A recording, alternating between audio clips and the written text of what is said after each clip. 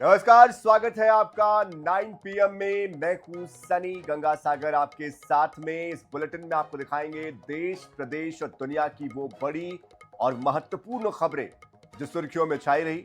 लेकिन शुरुआत करेंगे उस खबर से जो पूरे दुनिया में चर्चा का विषय बनी हुई है। जी हाँ, वेनेजुएला के पूर्व राष्ट्रपति निकोलस मादुरो, उनसे जुड़ी एक खबर है।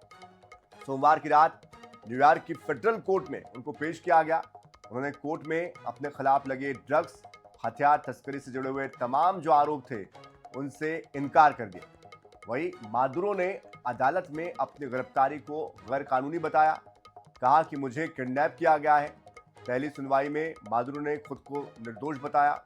वहीं मादुरो के वकीलों ने अमेरिकी कार्रवाई को सैन्य अपहरण करार दिया। उनका यह कहना है कि अंतर्राष्ट्रीय कानूनों, कानूनी प्रक्रियाओं का सीधा सीधा उल्लंघन है। इस पूरे मामले में अब अगली सुनवाई 17 मार्च को होनी है।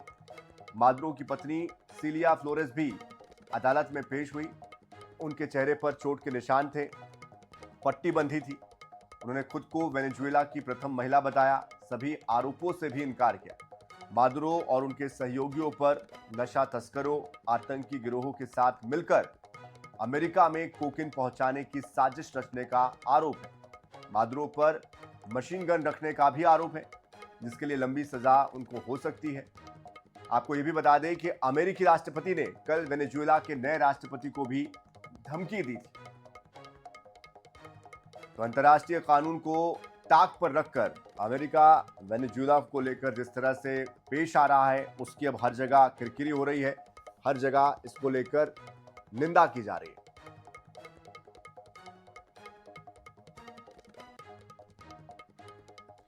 इधर भारत के पड़ोसी बांग्लादेश के नरसिंदी जिले में सोमवार की रात एक हिंदू दुकानदार की धारदार हथियार से हत्या कर दी गई। मृतक की पहचान 40 साल के शरद चक्रवर्ती मणि के तौर पर हुई है। स्थानीय मीडिया के मुताबिक ये बीते 18 दिनों में किसी भी हिंदू की 6वीं हत्या है। रिपोर्ट के मुताबिक शरद चक्रवर्ती मणि पालाश उपजिले के चार सिंदूर बाजार में अपनी किराना की दुकान चला रहे थे। इसी दौरान अचानक पहुंचे अज्ञात हमलावरों ने उन पर धारदार हथियार से हमला कर दिया और मौके से फरार हो गए। गंभीर रूप से घायल मणि को अस्पताल में भर्ती किया गया, लेकिन रास्ते में ही जाते वक्त उनकी मौत हो गई थी। मामले की जांच की जा रही है। 19 दिसंबर को मणि ने फेसबुक पर एक पोस्ट लिखकर देश में बढ़ती हुई हिंसा को लेकर चिंता जाहिर की थी। अपने इलाके को मौत की घाटी उन्होंने बताया था इस पोस्ट में।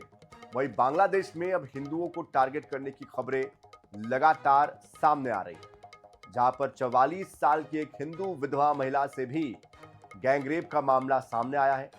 आरोपियों ने रेप के बाद उसे पेड़ से बांधकर पीटा।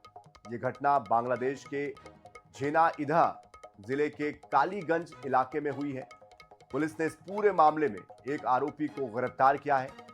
बाकी आरोपियों की तलाश भी जारी है। तो बांग्लादेश में लगातार अल्पसंख्यकों के साथ हिंसा हो रही है, खासतौर पर जो हिंदू अल्पसंख्यक है। उस मामले में ये 6वां मामला है जहां पर इस 6वें शख्स को मौत के घाट उतारा गया है एक तरीके से। तो तनाव लगातार जारी है, हिंसा लगभग हर दिन हो रही है। चलिए अब राजधानी भोपाल का रुख करते हैं, जहां पर मंगलवार को मोहन सरकार की बैठक हुई। ई कैबिनेट के रूप में यह बैठक हुई, जिसमें कई अहम प्रस्तावों पर कैबिनेट की मोहर लगी। कैबिनेट मंत्री चैतन्य कश्यप ने फैसलों के बारे में जानकारी दी। बताया कि प्रधानमंत्री ग्राम सड़क योजना जारी रखने के लिए मंजूरी दे दी गई है। साथ ही साथ नर्मदा घाटी विकास प्राधिकरण के अंतर्गत सिंचाई योजनाएं मंजूर की गई है। नेपानगर, बुरहानपुर की सिंचाई परियोजनाओं को भी मंजूरी मिल गई है।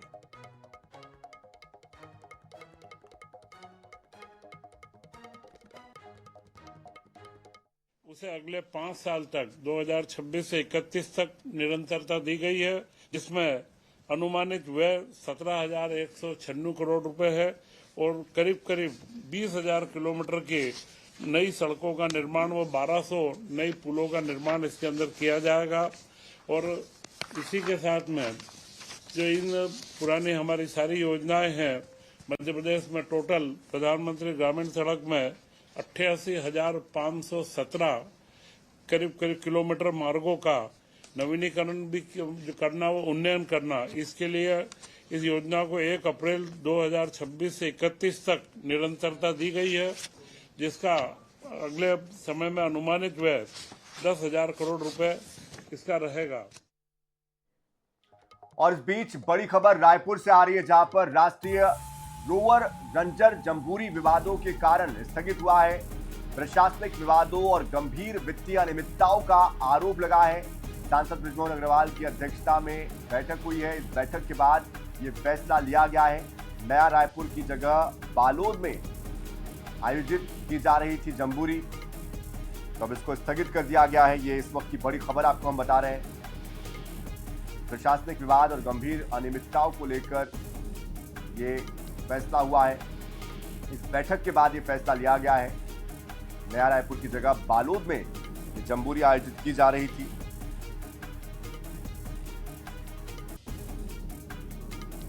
रायपुर राष्ट्रीय रोवर रेंजर जम्बूरी विवादों के कारण स्थगित कर दी गई है।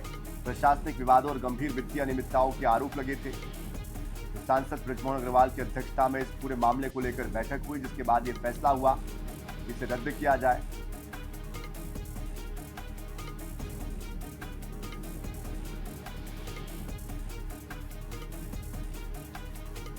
प्रशासनिक विवाद, गंभीर वित्तीय अनियमितताएं, ये इसका कारण सामने आया था, जिसको लेकर विपक्ष लगातार निशाना भी साध रहा था। ऐसे में अब खुद सांसद बृजमोहन अग्रवाल ने उनकी अध्यक्षता में बैठक की और जिसके बाद अब इसको स्थगित किया गया है।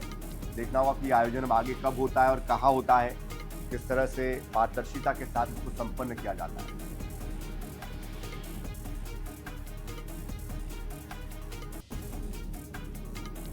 तो नया रायपुर की जगह बालोद में इसका आयोजन किया जा रहा था। जगह बदलने को लेकर भी सवाल खड़े हो रहे थे। जाहिर सी बात है, जिस तरह का ये आयोजन है, इसको लेकर जब इस तरह की स्थितियां निर्मित हुई तो अब इस पर यह फैसला लिया गया है कि ये आयोजन जो होना था वो अब स्थगित हो गया है।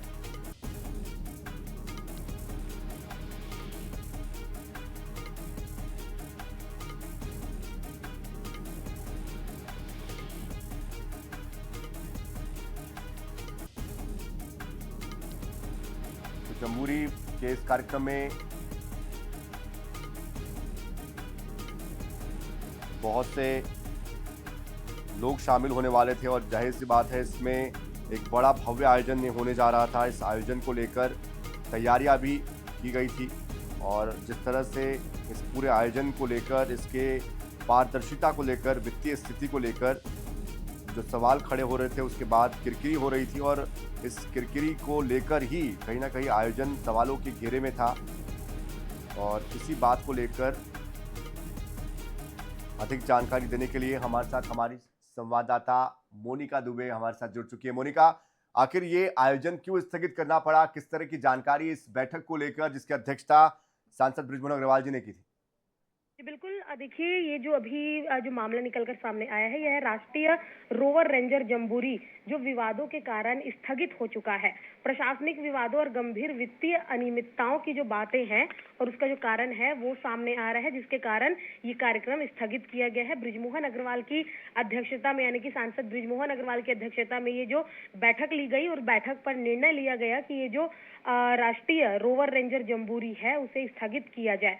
नया रायपुर की जगह बालोद में आयोजित की जा रही थी जम्बूरी, यानी कि पहले नया रायपुर में ये आयोजित होना था, लेकिन किसी कारणवश ये बालोद में आयोजित की जानी थी। छत्तीसगढ़ में प्रस्तावित जो भारत स्काउट एंड गाइड्स राष्ट्रीय रोवर रेंजर जम्बूरी का ये पूरा कार्यक्रम था, जो अभी जो जानकारी निकलकर सामने आ रही है कि प्रशासनिक विवादों और वित्तीय अनियमितताओं के कारण इसे स्थगित कर दिया गया है। जी बिल्कुल, लेकिन इसको लेकर क्या कोई अगला कोई फैसला लिया गया कि अब इसका आयोजन कब होना है और किस तरह से होना है, या क्या आगे बदलाव हो सकते हैं? क्योंकि बालोद की जगह क्या रायपुर में इसको करने को लेकर भी कोई बात हो रही है?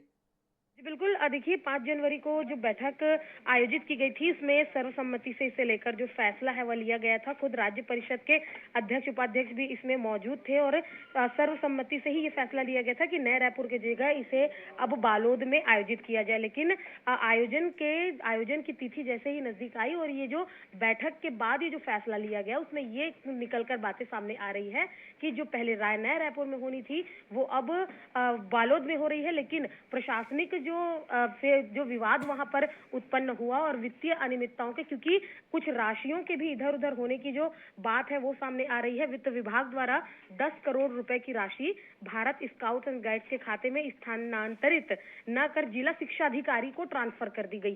पूरी जो बातें हैं वो यहीं से सामने आ रही हैं कि 10 करोड़ रुपए की राशि जो स्काउट गाइड्स के खाते में जानी थी वो जिला शिक्षा अधिकारी के खाते में डाल दी गई और उसके बाद ही जो वित्तीय अनियमितताएं हैं वो निकलकर सामने आई, जिसके कारण आनन फानन में ये पूरे कार्यक्रम को स्थगित करना पड़ा। जी चलिए मोनिका, आप नजर बनाए रखिए, बहुत शुक्रिया फिलहाल इस पूरी जानकारी के लिए। तो जम्बूरी 9 से 13 जनवरी तक होना था दुगली जिला बालोद में, लेकिन अब इसे स्थगित कर दिया गया। छत्तीसगढ़ में शराब घोटाला मामले में जेल में बंद पूर्व आबकारी मंत्री कवासी लखमा से पूर्व सीएम भूपेश बघेल ने मुलाकात की है। मंगलवार को रायपुर सेंट्रल जेल में दोनों के बीच मुलाकात हुई है। भूपेश बघेल ने कवासी लखमा का हालचाल जाना। इस दौरान भूपेश बघेल ने केंद्रीय एजेंसियों और भाजपा पर जमकर निशाना साधा। बता दें कि कवासी लखमा शराब घोटाला मामले में 1 साल से जेल में ही बंद है। इस पूरे मामले में हाल ही में भूपेश बघेल के बेटे चैतन्य बघेल को जमानत भी मिली है। भारतीय जनता पार्टी के नेताओं से गलती से सच निकल गया है। चाहे अरुण साहू की बात करो, चाहे केदार कश्यप की बात करो, चाहे राम विचार नेताओं की बात करो, चाहे और जो भारतीय जनता पार्टी के जितने नेता हैं वो सच बोल रहे हैं कि निर्दोष कवासी लखमा आज पूरे 1 साल से ईडी और ईओडब्ल्यू ने बंद कर रखा है। और यदि ये निर्दोष मान रहे हैं और मंत्रिमंडल में हैं तो फिर ईओडब्ल्यू कार्रवाई क्यों कर रही है?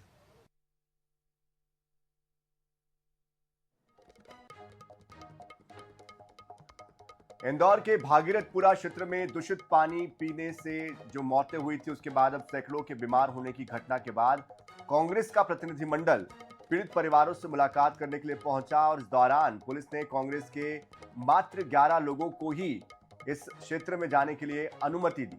वहीं मुलाकात से पहले पुलिस ने हंगामे की आशंका को देखते हुए पूरे इलाके की बैरिकेडिंग कर दी। जब कांग्रेस का दल कार्यकर्ताओं के साथ भागीरथपुरा पहुंचा तो पुलिस ने उन्हें रोक दिया। हंगामे के बाद 11 लोगों को 2 गाड़ियों से अंदर जाने की अनुमति दी गई। कांग्रेस प्रतिनिधिमंडल ने पीड़ित परिवार को हर संभव मदद को लेकर आश्वासन दिया, भरोसा दिया। इस दौरान उमंग सिंघार ने कहा कि यह मामला लोगों की जिंदगी और मौत से जुड़ा हुआ है। ऐसे संवेदनशील मुद्दे पर किसी को भी राजनीतिक लाभ नहीं उठाना चाहिए। पीसीसी चीफ जीतू पटवारी ने भी प्रशासन से इस पूरे मामले की निष्पक्ष जांच करने की मांग की। कहा कि दूषित पानी की आपूर्ति के लिए जिम्मेदार अधिकारियों और एजेंसियों पर कड़ी से कड़ी कार्रवाई होनी चाहिए।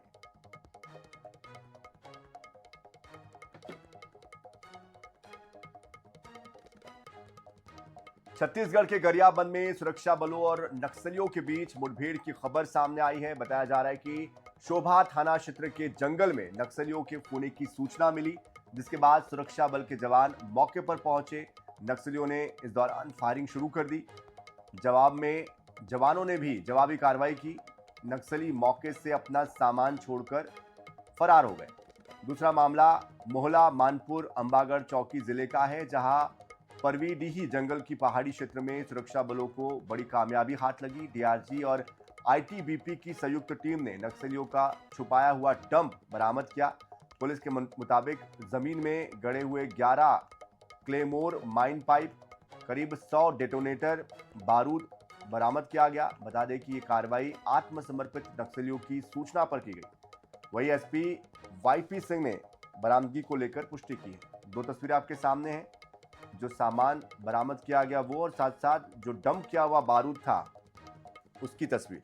तो बड़ी कामयाबी है। जिन्होंने आत्मसमर्पण हाल ही में किया था उनकी तरफ से ही इसके बारे में जानकारी दी गई। तो लगातार जो आत्मसमर्पित नक्सली है उनकी भी अब मदद मिल रही है नक्सल से मुक्त करने के लिए बस्तर को, तो कहीं ना कहीं ये एक बड़ी कामयाबी भी है।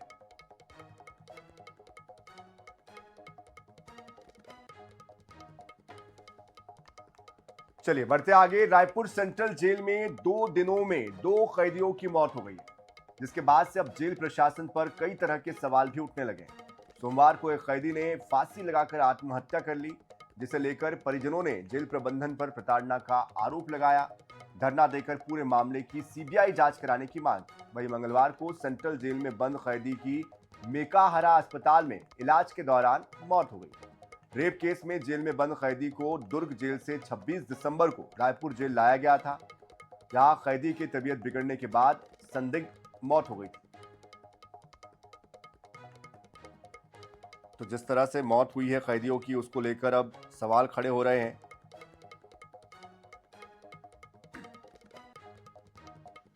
राजस्थान के कोटा से एक अजब गजब मामला सामने आया है, जहां पर चोरी करने आया चोर अपने ही जाल में फंस गया। मामला बोरखेड़ा थाना क्षेत्र के प्रताप नगर का है। यहां पर रहने वाले सुभाष रावत अपने परिवार के साथ 3 जनवरी को खाटू श्याम दर्शन करने के लिए गए थे, लेकिन जब वापस लौटे तो घर के अंदर का नजारा देखकर सन्न रह गए। किचन में एग्जॉस्ट फैन के होल में उन्हें एक शख्स लटका हुआ मिला। उसका आधा शरीर घर के अंदर था और आधा बाहर। दरअसल ये शख्स चोरी करने के लिए यहां पर आया था, लेकिन पकड़ा गया। घटना का वीडियो भी अब सोशल मीडिया पर वायरल हो रहा है। पुलिस मौके पर पहुंची, कड़ी मशक्कत के बाद चोर को बाहर निकाला गया, हिरासत में लिया गया। जांच में सामने आया कि आरोपी पहले भी चोरी में शामिल रह चुका।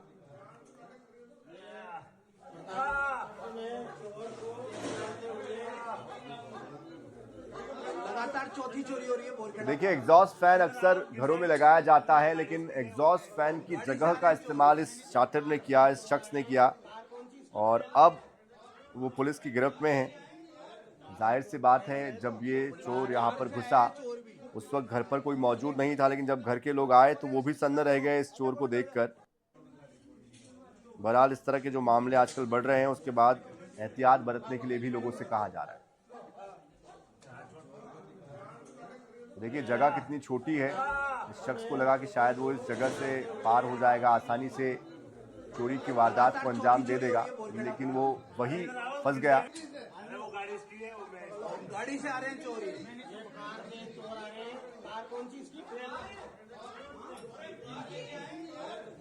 पटेल हो रहे तो कार से आए चोर भी।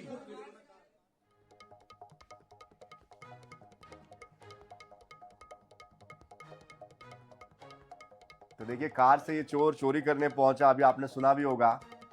तो अब चोर जो है उनका स्टैंडर्ड भी बढ़ गया है।